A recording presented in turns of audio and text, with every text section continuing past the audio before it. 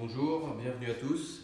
Donc on est là pour en découvrir ensemble et déballer le Denon 8500 qui est le dernier modèle haut de gamme de la marque. Premier point, donc je vais ouvrir la boîte maintenant. Point à noter assez important, c'est le poids du carton. 28 kg, l'ampli lui-même en faisant 25, ce qui est un peu plus que la moyenne. Donc on trouve à peu près le même agencement et le même contenu que sur d'autres modèles. Câble d'alimentation standard, le micro Odyssey standard également, une petite documentation papier qui, je pense, ne reprend pas l'ensemble, juste un Quick Start Guide. La vraie documentation de nos jours n'est que sur internet ou sur CD. Un petit kit pour les antennes Wi-Fi et les petits marqueurs pour les entrées-sorties derrière l'ampli. Vu le nombre de connexions possibles, ça devient assez intéressant de l'avoir. Le petit fusée, on l'appelle la fusée, c'est un petit module en carton qui permet de monter le microphone Odyssey à la hauteur je dirais optimale pour la calibration. Une télécommande assez classique avec un petit écran LCD en haut, des touches macro qui sont apparues qui permettent de contrôler un peu tout l'environnement home cinéma, et je l'ouvre en même temps, une finition qui a l'air plutôt sympathique et qui a un aspect un peu voilà, un peu carbone sur le dessus, qui fait également plutôt haut de gamme. Donc ensuite on arrive évidemment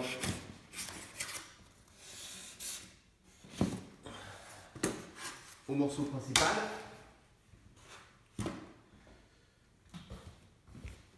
Alors, avec la face avant de ce côté. Voilà.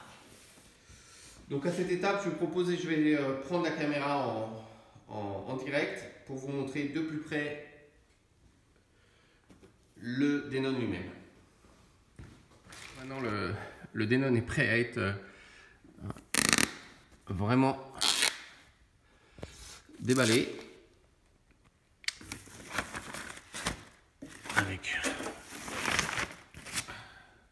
On va commencer par la face avant. Donc on retrouve je dirais une face avant classique, mais qui a l'air là clairement par rapport à des modèles plus bas de gamme. On voit que la finition elle est ici en vrai métal, on va dire, en vrai aluminium.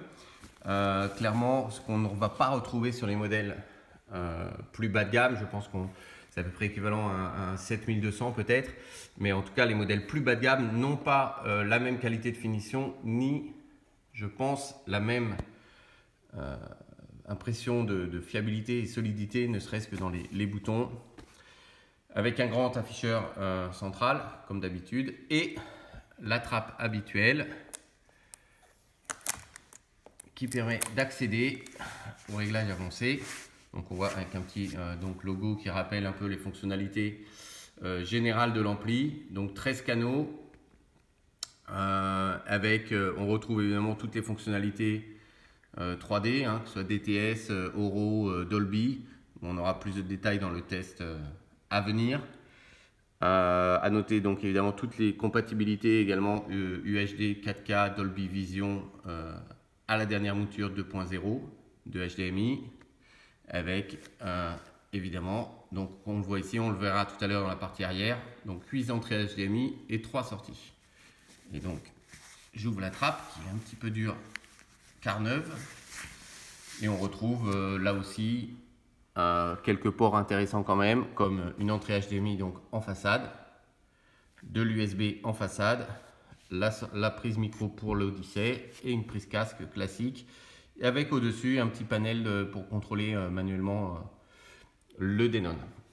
Voilà, première impression donc plutôt positive sur la qualité de finition. A tout de suite pour la face arrière. Donc après retournement, encore une fois 25 kg, donc un très gros ampli en termes de poids, découverte de la face arrière, avec évidemment une face arrière assez bien remplie et très pourvue en connectique. Donc avec en bas donc toutes les sorties enceintes, on va dire.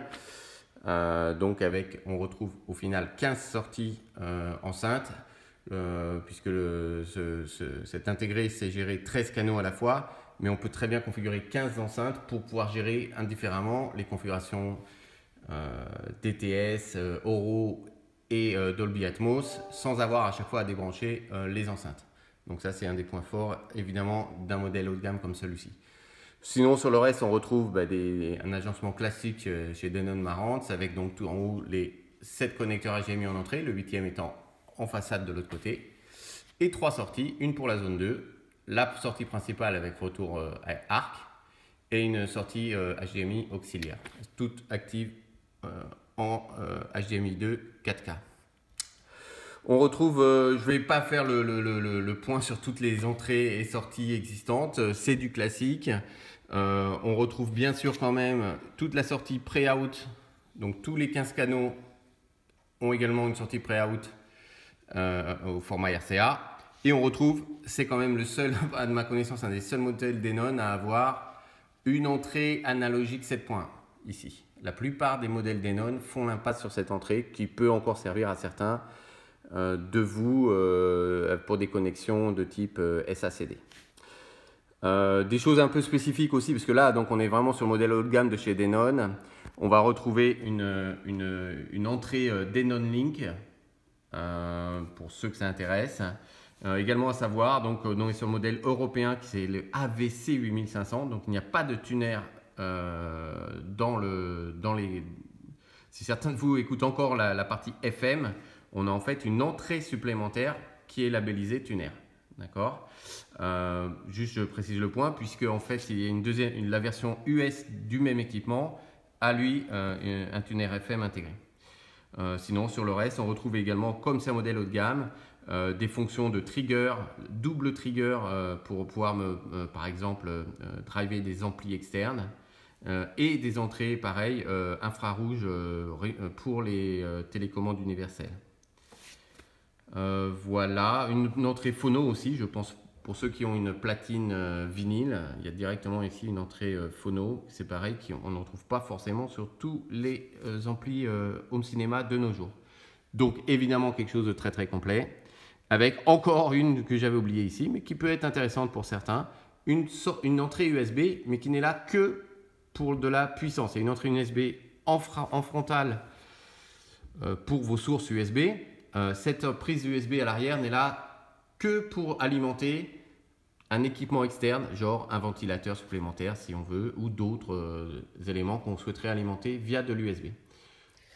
Donc voilà, pour finir, une dernière vidéo avec, comme voilà, chez SCFR, on ne fait pas les choses à moitié.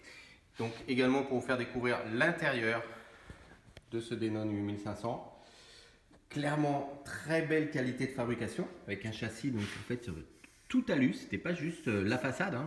On a bien un châssis qui a l'air très rigide et très bien, on va dire, je pense, isolé, avec en partie en fait par rapport à la face avant, en partie avant, on retrouve toute la partie amplification, donc avec un transfo qui pèse son poids, et donc les 13 canaux d'amplification. 7 canaux à droite, 6 canaux à gauche, donc une petite asymétrie à ce niveau-là, avec, c'est assez marrant, donc du coup les bords des amplis individuels sont un peu en diagonale, on va dire, par rapport à l'axe du châssis. Donc, ça porte pas, il n'y a pas de souci à ce niveau-là. Et donc en face arrière, toutes les cartes qui vont servir à alimenter la connectique arrière, donc tous les circuits HDMI, décodage, ainsi de suite, sur plusieurs niveaux. Alors là, ça va être difficile de bien vous montrer. On va essayer de manipuler et de rapprocher un peu l'iPhone. A donc 1, 2, 3 niveaux de cartes avec évidemment tout un maximum de composants dessus. Et dessous, on peut apercevoir ici les deux condensateurs qui servent après, qui sont reliés à la partie amplification. Globalement, là aussi quelque chose de haut de gamme qu'on ne retrouve pas sur des modèles en dessous dans la gamme. Donc voilà pour le tour de l'équipement. Donc j'espère que voilà, ça a été intéressant pour tous. Et on se retrouvera forcément pour le test plus complet des fonctionnalités, du ressenti sonore. Et donc à très bientôt.